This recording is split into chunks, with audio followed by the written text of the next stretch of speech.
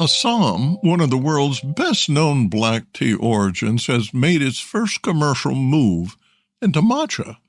A 5-kilogram lot produced at Chota Tingrai Tea Estate in Upper Assam sold on the Guwahati Tea Auction Center for 3,000 rupees per kilogram. It's about $31 US. Regional reporting describes this as India's first commercially manufactured matcha and the result of nearly a decade of collaboration with Chinese tea experts. 5 kilograms is not a commercial sale, but this is strategically important because Assam is testing a premium, highly processed tea format at a time when global matcha demand is expanding rapidly and Japanese supplies remain tight.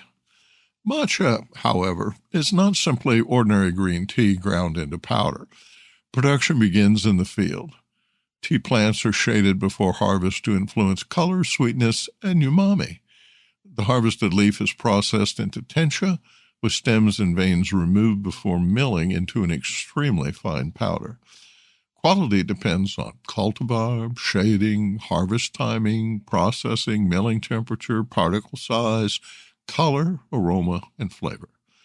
Food safety is especially important because matcha tea drinkers consume the entire leaf. Buyers will expect dependable testing for pesticide residues, microorganisms, and heavy metals, along with strong traceability. The 3,000 rupee auction price validates buyer curiosity. It does not yet validate commercial scale. Assam must now demonstrate that it can consistently reproduce the quality, expand production economically, and develop a product that performs well beyond the novelty of being Indian matcha. The timing creates an opportunity. Rapid growth in cafes, food service, confectionery, and home consumption has strained the Japanese matcha supply, but a shortage does not eliminate quality expectations. Japan remains the global reference point because its leading producers combine specialized cultivars, generations of technical knowledge, established tencha production, and exacting sensory standards. Buyers evaluating Assam matcha should look closely at cultivar shading, milling, color retention, particle size, flavor, and food safety performance. They should also determine where the product fits. Could Assam produce premium drinking matcha, a competitively priced cafe grade, a reliable ingredient for food manufacturers, or a distinct regional style with its own sensory identity? Those answers will matter more than the first auction price. The development also comes as Assam producers seek relief from persistent cost pressure. The Tea Association of India recently welcomed government incentives for orthodox and specialty tea while requesting additional relief from the green leaf cess. Premium diversification may provide one route towards higher realizations, but only when innovation becomes repeatable and profitable. Business insight. Assam should not define its matcha simply as a substitute for the scarce Japanese supply. The greater opportunity lies in creating a credible expression of Assam matcha, supported by transparent production methods, rigorous testing, consistent quality, and dependable volume. The first 5 kilos earned attention. The next harvests must earn trust. The U.S. Food and Drug Administration is taking a closer look at caffeine labeling, and the outcome could influence beverage packaging well beyond the United States. The FDA has added caffeine content labeling for foods and beverages to its 2026 guidance agenda.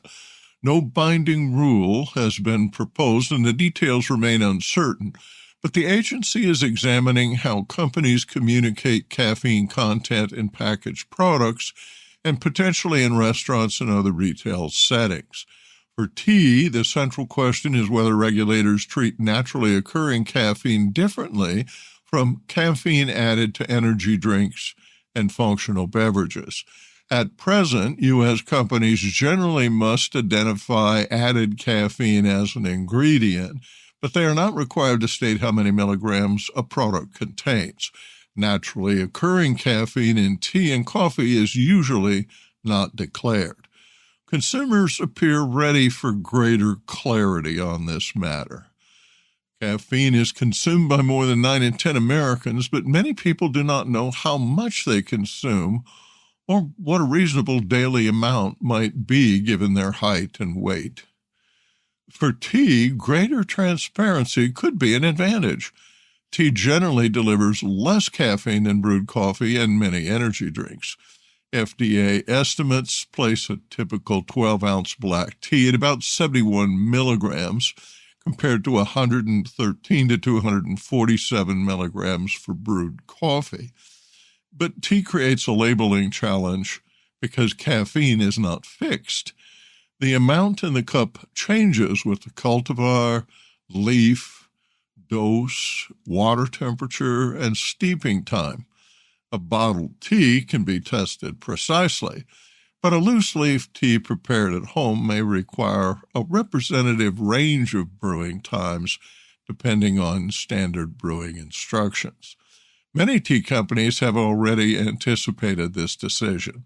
Lipton publishes caffeine ranges for several teas. David's Tea sorts products into caffeine-free, low caffeine, medium, and high categories.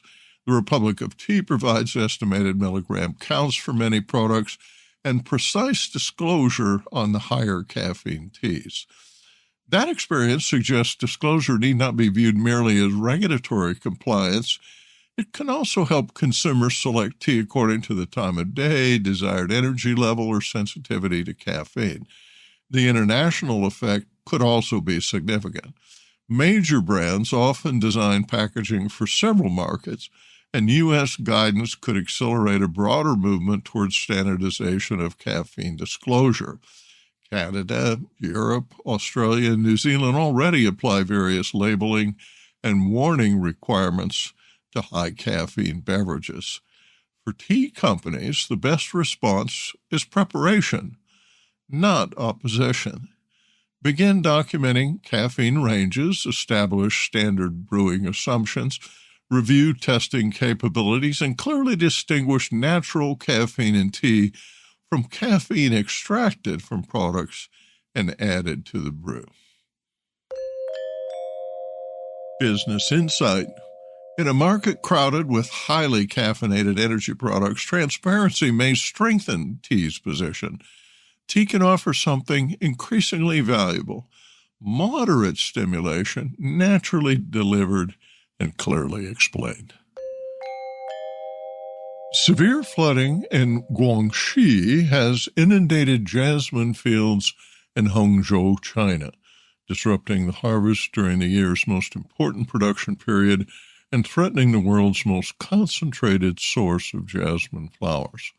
Hangzhou produces more than 80% of China's jasmine flowers and an estimated 60% of the global supply. The flowers are essential to traditional jasmine tea and increasingly important to China's fast-growing market for jasmine milk tea, ready-to-drink beverages, and specialty coffee. Days of intense rainfall following Tropical Storm Masek overwhelmed rivers and reservoirs. Floodwaters spread across villages and low-lying farmland during the peak summer jasmine harvest. Growers described fields as almost entirely submerged and said plucking had stopped in many communities. The damage may extend well beyond flowers that cannot be harvested this week, however. Jasmine does not tolerate prolonged waterlogging.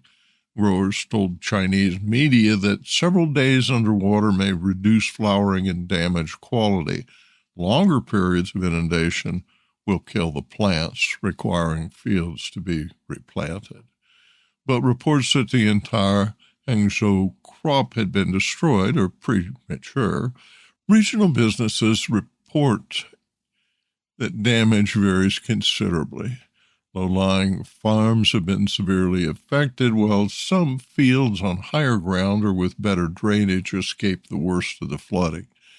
Authorities have not yet completed a comprehensive agricultural loss assessment because rescue operations remain the priority, and roads to several production areas remain inaccessible.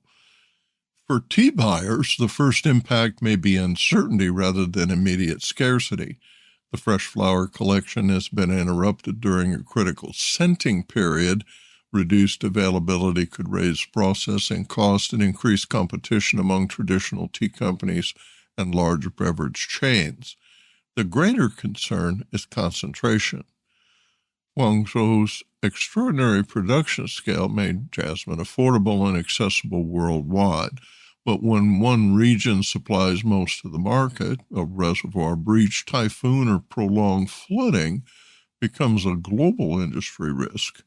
The next several days will determine how quickly the water recedes and whether surviving plants can recover in time to produce additional flowers before the season ends.